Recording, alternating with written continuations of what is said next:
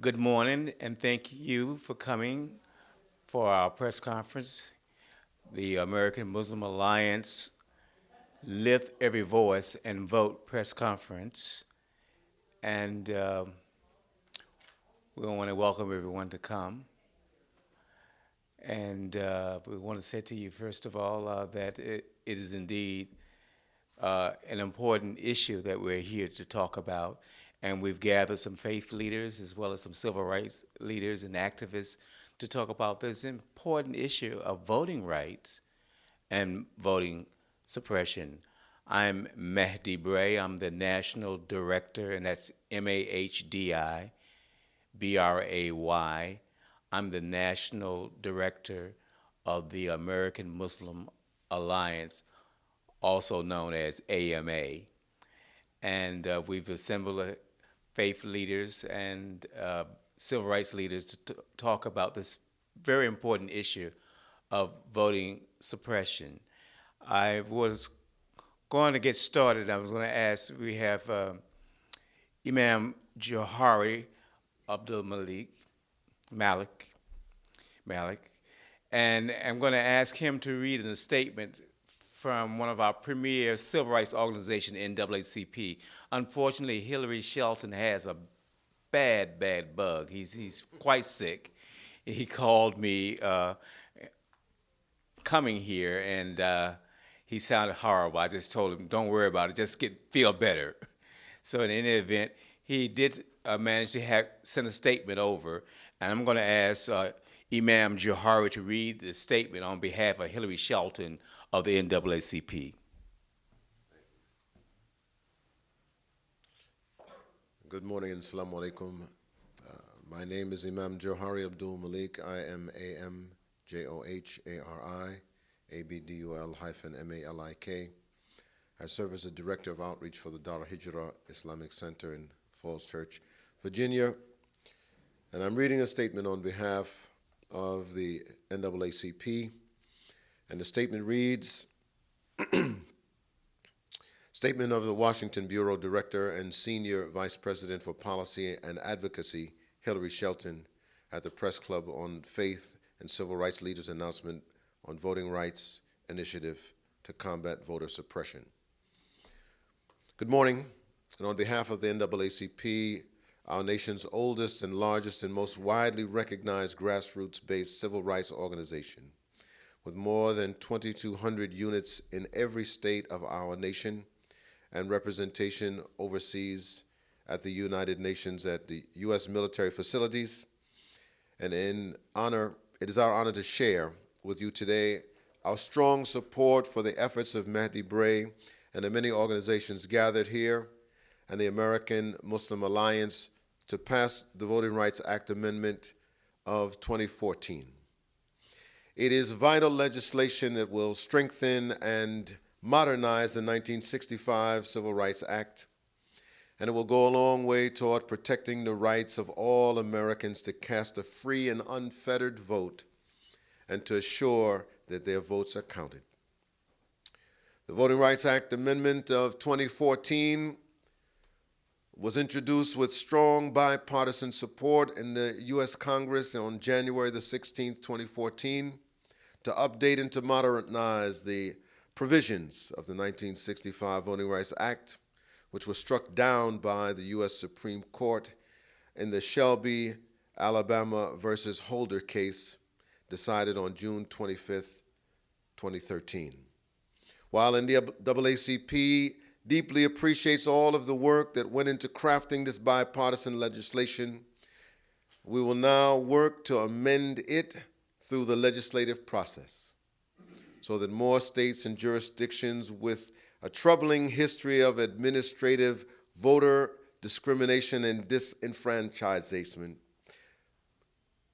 that it will practice the proposed changes to elect and within the framework of election laws and practices to pre-clear them before making any changes to this legislation. As such, we will work with our members in the American Muslim Alliance and the many other organizations that strongly urge that there be hearings on the Voting Rights Act Amendment of 2014, which will be held as soon as possible upon the members' return to Washington. Beginning with the House Judiciary Committee, and again, the NAACP celebrates and appreciates all of the hard work that has been done by AMA and our dear brother Matt DeBray, and we hope to promote this legislation at this critical time. We look forward to continuing our work together on this most critical issue. NAACP, Hillary Shelton. Thank you. Reverend Hagler. Next, I will invite to the podium Nihad Awad, who is the Executive Director of CAIR, the Council on Islamic Relations. Nihad, would you please come forward? Thank you, Mahdi. Good morning.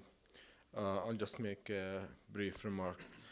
For more than 40 years, the Voting Rights Act had helped African American voters, Muslim Americans, and other voters of other minorities. Last year's Supreme Court rule was a major setback to civil rights and to the Voter Rights Act. We hope that this new proposed legislation to amend the 1964 Civil Rights Act will enable voters again, those who do not have access to driver's licenses, to be able to vote without suppression and without discrimination. The fear is if there is no new modern legislation, other states who have history of discriminating against minorities, especially African Americans, will have the freedom to go and amend local laws to prevent African Americans, minority votes, including Muslim Americans, from voting freely like every other Americans. So we support this proposed legislation, and we support the efforts of NAACP, AMA, ICNA, and other civil rights organizations, and I hope we will succeed this year. Thank you. Thank you, Eugene. And our next speaker is Naeem Beg, who is the president of the Islamic Circle of North America, better known as ICNA.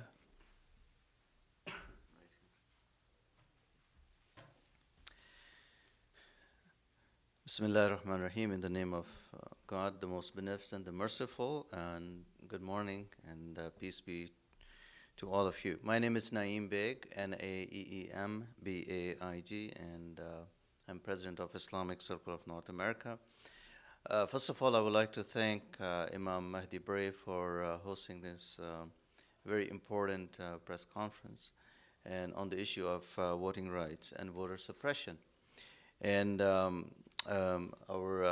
esteemed speakers have presented their point of view, which we fully endorse and support. Voter suppression is unethical and wrong, and it mainly affects the minorities and marginalized members of the society. Citizens who tend to vote by majority in support of certain policies like healthcare reforms and other social programs are being suppressed by introducing these voter suppression techniques. Some of these voter suppression techniques are imposing voter identification requirements, restrict voter registration, and critically draw districts either to crowd as many minority voters into as few districts as possible or dilute concentrations of minority voters by dispersing them into as many white-controlled districts as possible. And these are some of the examples, and there are many more techniques that are being brought forward to cause this voter suppression. Instead of voter suppression, we would like to say that it is time for the Republican Party, that is mainly supporting these voter suppressions, to look into changing their policies and support social reforms that are very much needed, and as were highlighted by my fellow brothers here, that when it comes to issues of poverty and lack of proper income distribution in the society, instead of bringing forward programs that help these communities and eradicate poverty, techniques of voter suppression are totally unwanted and unnecessary, and they are going to cause further increase in poverty and other social issues and social problems. It is said that these voter suppression moves are not racially motivated. These are just political requirements. But I would like to just mention that a few months back on The Daily Show, one of the Republican officials from North Carolina, when on The Daily Show he was asked about these voter ID laws, his response was, if it hurts a bunch of lazy blacks, then so be it.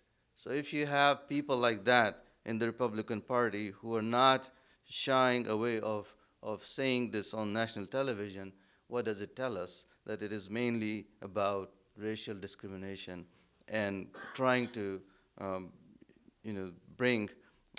keep some of these minorities away from casting their vote. So in closing, I would urge the politicians that instead of coming up with these techniques, support and encourage people to come out and vote. We are seeing the numbers of people coming out to vote are decreasing. It's a high time for us, for the politicians, for the leaders, to come up with strategies that support and increase participation from all citizens of the country, and we fully endorse the AMA and NAACP and their efforts in voting amendments and voting rights for 2014. Thank you. I want to thank everyone for coming out and let you know that our individual speakers will be available for one-on-one interviews if you would so happen to like to do so.